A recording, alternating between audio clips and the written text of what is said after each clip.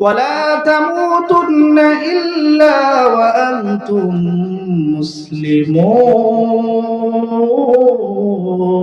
مسلمون আবার আল্লাহ পাক বলছে বান্দা সাবধান মুসলমান না হইয়া কিন্তু মরিও মুসলমান না হইয়া মরিও না।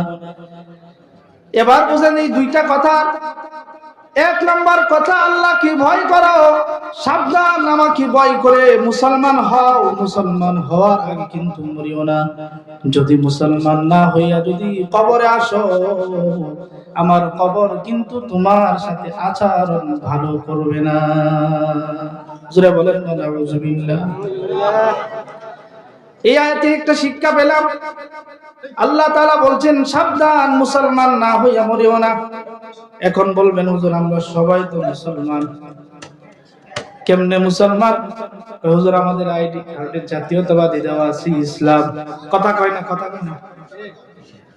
আমার নামের আগে মুহাম্মদ, আমার বাবা মুসলমান, আমার সব চোদ্দ গোষ্ঠী মুসলমান, কিন্তু আমরা আসলে আইডি কার্ডে মুসলমান, জাতীয়তাবাদী মুসলমান, বাবা মুসলমান।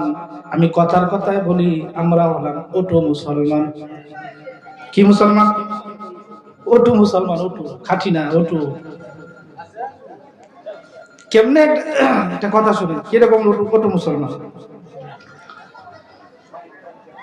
আমরা যখন নামাজ পড়তে যাই, ইমাম সাহেব যখন নামাজ পড়ায় আমরা পিছনে দাঁড়িয়ে যাই, নামাজ পড়তেছি। ইমাম সাহেব ফজরের নামাজ 3 রাকাত পড়াইলো না 4 রাকাত পড়াইলো কেউ জানে না। মাগরিবের নামাজ পড়ছি, ইমাম সাহেব কি 4 রাকাতে পড়লো, কোন রাকাতে কি সূরা পড়লো, কোন জায়গায় কি করলো কোনো খবর নাই। ইমাম সাহেব যেটা করতেছে ওইটাই করতেছে। জিজ্ঞাসা করেন ভাই আজকে ইমাম সাহেব মাগরিবের নামাজে কোন সূরা পড়ছে? কয় হুজুর এইগুলি ওনার টাইম আছে, নামাজে দাঁড়ায় তো পড়ছি, দোকানে হিসাব করছি, এই সূরা তো সময় আছে। অর্থাৎ আমি এবার লিফটে উঠছি, ওইটা যেখানে যায় পৌঁছুক আমার 3 টিপ দেওয়া আছে, 3-এ গিয়ে ওটু দরজা খুলবে। এই যে আল্লাহু আকবার বললাম, বইলা নামাজে ঢুকলাম, তো সালাম তো হুজুর ফিরাইবে, জানান ফিরাই লইছে, যার রাকাত মন 6টা হোক না, তো সালাম তো ফিরাইবে। এই ওটু নামাজ কি আমি ওলা পুরোটা বানায় গেছি নাকি? মুহতারাম হাজিরিন, অথচ এখন যদি ডাক দিয়ে যদি বলা হয় ভাই আপনি আসেন, এই যে 2 রাকাত নামাজ আপনি সবাইরে পড়া দেখান। আচ্ছা আপনারা বলেন, যদি স্টেজ আইসা যদি বলেন এখানে আইসা আপনি 2 রাকাত নামাজ পড়া দেখান, আপনি এরকম ভাবে নামাজ পড়বেন আপনার জীবনের সবচেয়ে সুন্দর নামাজ আপনি যেমনি পড়েন, কথা কয় না, আপনার জীবনের সবচেয়ে সুন্দর করে আপনি যেমন নামাজ পড়েন স্টেজ আইসা এমনি পড়বেন। কারণ কি কোনছে? কারণ শত শত মানুষ দ্বারা এখানে অনেক মানুষ দেখতেছে, আমার নামাজটা ওই মানুষগুলি দেখতেছে, আমার নিয়ত বাঁধার স্টাইল দেখতেছে, আমার সিজদা দেখতেছে, আমার রুকু দেখতেছে, আমার তাসবিহ দেখতেছে। আমি নামাজ খারাপ করে পড়লে মানুষ বলবে এটি নামাজ নাকি, মানুষ হাসবে। এই জন্য আপনার চেষ্টা থাকবে আপনার জীবনের সবচেয়ে সুন্দর নামাজ যেটা এটা পড়া। কথা কম ঠিক না ঠিক?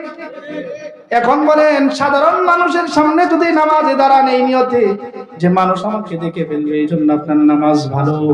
আপনি যখন মসজিদে গিয়ে নামাজ পড়েন বলেন তো আপনার দিকে কে ছায়া থাকে? কালকে একটা হাদিস পড়েছি, মুমিন বান্দা যখন নামাজে দাঁড়ায় তাকবীর তাহরিমা বলে, যখন নামাজের ভিতরে ঢুকে যায় আল্লাহ তাআলা বান্দার দিকে এমন ভাবে তাকায় থাকে, বান্দার সালাম ফেরানোর আগ পর্যন্ত বান্দার সিজদা রুকুর দিকে তাকায় আল্লাহ জবাব দিতে থাকে। এখন আপনি মালিককে দেখাইতেছেন নামাজ, ওই মালিক আমার নামাজ দেখতেছি, কিভাবে পড়ার দরকার। বাদশার বাচ্চা আমার নামাজ দেখতেছে, যিনি আল্লাহ আমাকে দেখে আমার সার্টিফিকেট দিবেন, যিনি আমার নামাজ দেখবেন, ওই মালিক আমার নামাজ দেখতেছে। ওই মালিককে তো সুন্দর করে নামাজ পড়ে দেখানোর দরকার। এই জন্য মুহতারাম হাজিরিন, রাগ করবেন না, আমি নিজেও বলতেছি, আমার নিজেকে নিজে নসিহত করি। এখন বর্তমানে আমরা অটু মুসলমান, আমাদের কার্টে মুসলমান, নামে মুসলমান, আসলে যদি বলে খাবি মুসলমান। এখন বলেন এই স্টেজের ভিতরে যে মানুষগুলি আছে, এর চেয়ে বেশি মানুষকে দেখবেন এখন আপনাদের বাজারে। আসতে কম কে জুড়ে কর। তার কারণ কি? এই মাহফিল বাবলা মানুষ দিচ্ছেন না, আপনার বাবলা মানুষ কই করতেছে, মেহমানদারি করতেছে। এটা তো একটা কাম দরকার। কিছু জানেন হযরত তানবী রাহমাতুল্লাহ আলাইহি, হযরত আশরাফ আলী মুজাদ্দিদে মিল্লাত আশরাফ আলী তানবী রাহমাতুল্লাহ আলাইহি, উনি এক জায়গায় গেছেন দাওয়াত দিয়েছে। পরে উনি খাবার খাইতেছে, যে কোনো এক সময় দুপুর অথবা রাতের খাবার খাইতেছে। নহলা মানে ভাত সাথে নেওয়ার পাশেই উনি বলতেছে যে খাবারটা তো কিরকম জানি মনে হইতেছে, খাবারের মধ্যে আমার কিরকম জানি লাগতেছে। ব্যাপার কি? তো যিনি সাহাবে দাওয়াত যিনি দিচ্ছেন, উনি জিজ্ঞাসা করতেছেন, আচ্ছা ভাই একটা কথা বলি, মনে কষ্ট নিয়েন না, এটা আমার একটা খাবারটা যে আমি খাইতেছি, যিনি রান্না করেছেন উনি কি আজকে নামাজ পড়ছিলেন? কয় হুজুর রান্না করতে করতে দেরি হয়ে গেছে। রান্না করতে করতে কি হয়েছে? দেরি হয়ে গেছে। কয় এই ডাউলটা বসাইছিল আর কি, নামাজটা ডাউলটা বসানোর কারণে পড়তে পারে না। আশরাফ আলী থানভী রাহমাতুল্লাহ আলাইহি বলেন, যেই খাবার আমাকে সন্তুষ্ট করার জন্য মালিককে অসন্তুষ্ট করলো, যেই খাবার রান্না করতে গিয়ে আমাকে সন্তুষ্ট করতে গিয়ে আল্লাহকে অসন্তুষ্ট করলো, যেই খাবার পাক করতে গিয়ে আসল মালিক কি বেলার করলো, ওই খাবার আশরাফ আলী থানভী যদি খেয়ে যদি দোয়াও করে, আসমান থেকে ফেরেশতা আসবে, দোয়া কবুল হবে না। কথা বুঝেন না? এই যে বাড়ি থেকে নিয়ে তো হুজুরের দাওয়াত দেখান, বারবার দোয়া করতেছে। হুজুর দোয়া তো করে সপ্তাহ পর সপ্তাহ দোয়া করতেছে, দোয়া তো কবুল হয় না। কবুল কেমনে হবে? আপনি যে নিজেই হারাম খান। এবার মূল আলোচনায় আসেন। আল্লাহ পাক রব্বুল আলামিন বলছে, বান্দা মৃত্যুবরণ করলে মুসলমান হইয়া পরে মৃত্যুবরণ করো। এখন বলবেন হুজুর আমার মরার দরকার নাই, মুসলমান হওয়ার দরকার নাই। আপনি মরার দরকার নাই কথা কন? হ্যাঁ থাকবেন কেমনে? ওই জায়গায় তো ঘুষ চলে না, ওই জায়গায় কোনো নেতাগিরি চলবে না, এমপিগিরি চলবে না, মন্ত্রীগিরি চলবে না। কেননা আমার আপনার বাবা হযরতে আদম আলাইহিস সালাম দুনিয়াতে আসছেন। আদম আলাইহিস সালামকে হায়াত দেওয়া হয়েছিল 1000 বছর। 1000 বছর দিছে। 1000 বছর দেওয়ার পরে আল্লাহ পাক রব্বুল আলামিন উনার কয়েকজন সন্তান লিস্ট দিছেন, আদম দেখো তোমার ছেলেদের হায়াত দেখো। তো পড়তে দাউদ আলাইহিস সালামের বয়স দেখলেন মাত্র 40। কত? আদম আলাইহিস সালাম কয়, আয় আল্লাহ আমার হায়াত দিছেন 1000 বছর, আমার সন্তানের হায়াত দিলেন 40। আমার এত বছরের দরকার নাই, আমার 1000 থেকে 60 বছর আমি আমার সন্তানকে দিয়ে দিলাম। এখন বলেন তো দেখি আদম আলাইহিস সালামের বয়স রইল কত?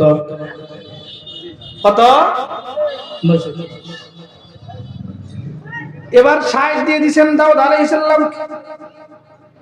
আদম আলাইহিস সালামের বয়স যখন শেষ হয়ে গেছে, 940 বছর বয়সে আজরাইল দেখা, আসসালামু আলাইকুম, সময় কিন্তু শেষ হয়ে গেছে। কও কি আমার তো হায়াত আল্লাহ 1000 বছর দিছিল, আরো তো 60 বাকি আছে। কয় না না না, আপনি আপনার সন্তানকে 60 বছর দিয়ে দিয়েছিলেন। কোন আমি দেই না, এটা ফিরত আমারে দিয়া দাও। আদম আলাইহিস সালাম আজরাইলের সাথে এই তর্ক করার পর বলছে যে না, আপনার সময় শেষ হয় নাই, ঠিক আছে 60 বছর পরেই হবে। 1000 বছরের পরেও বলেন আদম আলাইহিস সালাম কি দুনিয়ায় থাকা গেছে? চলে গেছে। আদম আলাইহিস সালাম চলে গেলেন, আসলেন দাউদ আলাইহিস সালাম, উনিও চলে গেলেন। প্রত্যেক নবীরা দুনিয়াতে আসছে, সবাই চলে গেছেন। হযরত ঈসা রূহুল্লাহ একমাত্র নবী যিনি মৃত্যুবরণ করেন নাই, কিন্তু আসমানে চলে গেছে।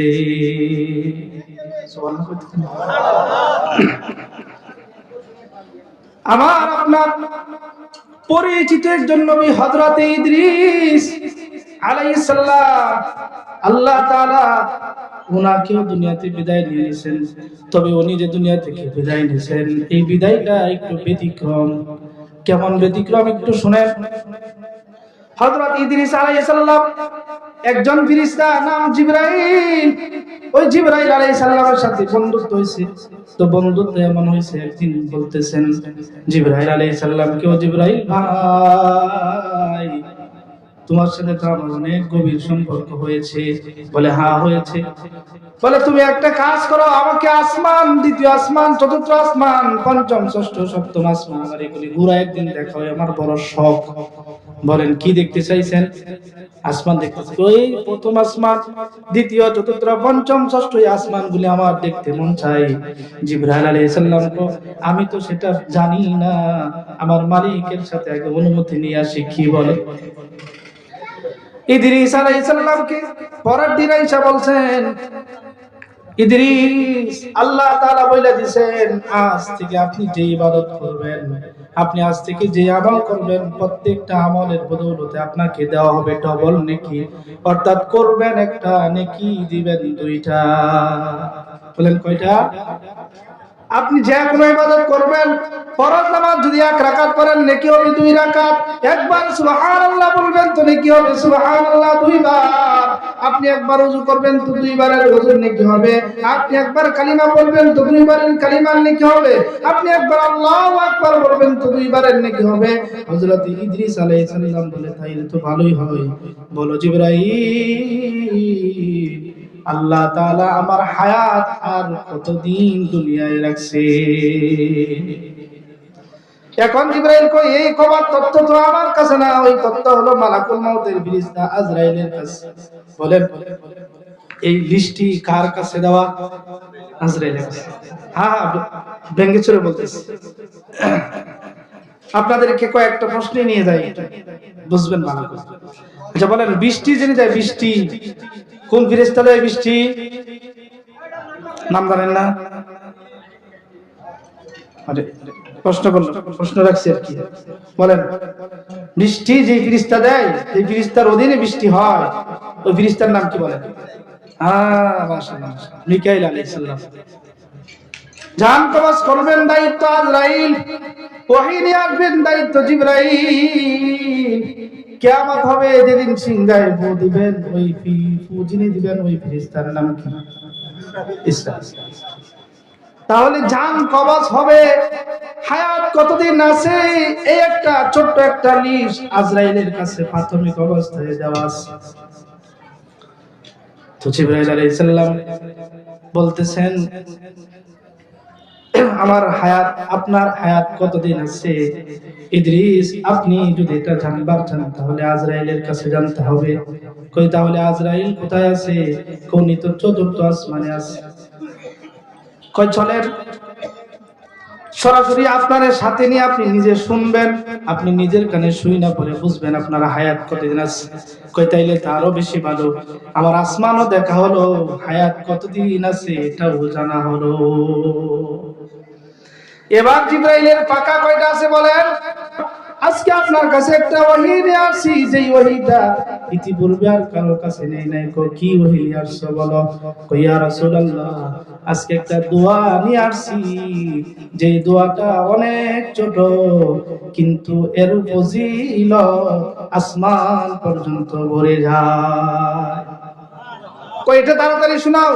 তো আল্লাহ পাক বলছেন একবার যদি কেউ যদি বলে জাযাল্লাহু আন্না মুহাম্মাদাম মা হুয়া আহলুহু, এই একটা দোয়া পড়লে আল্লাহ তাআলা আসমান পর্যন্ত নেকি দিয়া ভরে দেয়। কয় জিবরাইল ওহী যখন নিয়ে আসছো তোমার কাছে আরেকটা তথ্য জানবার চাই, এই পর্যন্ত তো অনেকবার আমার কাছে আসছো, তোমার আসল চেহারা আমি দেখি না, তুমি আসলে কেমন এটা দেখি নাই, তোমার আসল রূপটা একটু দেখাও, অথবা তোমার বডি কিরকম একটা দেখাও। কয় ইয়া রাসূলুল্লাহ আমার বডি যদি দেখবার চান একটু চোখ বন্ধ করেন। ওই সময় সূর্যের আলো ছিল। এবার জিবরাইল বলে তাকান, তাকায় দেখে সব অন্ধকার হয়ে গেছে। তাকায় দেখেন সব অন্ধকার। জিবরাইল ব্যাপার কি? জিবরাইল বলেন পয়গম্বর ব্যাপার কিছু না, মাত্র আমার একটা ডানা মাত্র মেলেছি, এই একটা ডানা সমস্ত পৃথিবী ঘুরে ফেলেছে। এখন বুঝেন তো দেখি, একটা ডানা দিয়ে যদি পৃথিবী ভরে যায়, 359টা পাখা আর তো বাকি রইল। এখন অনেকে প্রশ্ন করতে পারেন, হুজুর জিবরাইল যদি এত বড় যদি হয়, উনার জায়গা কোন জায়গায়? এবার আসেন আপনাদেরকে আরো তাত্ত্বিক আলোচনায় নিয়ে যাই। আপনারা বলবেন এই পৃথিবী থেকে সূর্য, আমরা যে সূর্যটা দেখি ওইটা কত দূরে আছে বলেন? 9,30,00,000 মাইল দূরে যে সূর্য, এই সূর্য 9,30,00,000 মাইল দূরে আছে। এই আলোটা আমাদের দুনিয়ায় আসতে 8 মিনিট সামথিং সময় লাগে। এত দূরে সূর্য 9,30,00,000 মাইল দূরে আছে। এই সূর্যটা মাত্র দেখা যায় ফুটবলের মতো। আল্লাহ পাকের কোরআন বলেন ওয়াস-সামা'i যাতিল বুরুজ। আল্লাহ নবীজিকে মেরাজে যাওয়ার পরে বলছেন ইয়া রাসূলুল্লাহ আপনি কি তারকা দেখছেন? কই দেখেছি তো, তবে একটা সূর্য দেখেছি, যেই সূর্যটার একটা কোণা মাত্র দেখেছি, এটা আসমান পর্যন্ত বরাস। বিজ্ঞানীরা বলতেছেন, নাসার গবেষকরা বলছে এই সূর্যটা এত বড়, এর চেয়ে 13 লক্ষ গুণ বড়। এই সূর্য পৃথিবী থেকে 13 লক্ষ গুণ বড় সূর্য। এবার বলেন আমার পৃথিবী থেকে 13 লক্ষ গুণ বড় যদি সূর্য হয়, এই সূর্যের তারকা কোন জায়গায় আছে? এবার আছেন শুধু তাই না, একটা সূর্য থেকে আবার একটা তারকা কোটি কোটি গুণ বড়। সব মধ্যে গেছে কি তো মধ্যে গেছে গা, কোটি কোটি গুণ বড় একটা তারকা। এমন আবার কোটি কোটি তারকা একটা জায়গা আছে যেটাকে কালো গহ্বর বলে, ব্ল্যাক হোল। এই ব্ল্যাক হোলের মধ্যে কোটি কোটি তারকা একসাথে গিয়া হারায়া যায়। এটা কোন আসলে কইতা নাসার বিজ্ঞানের কথা বলতেছি।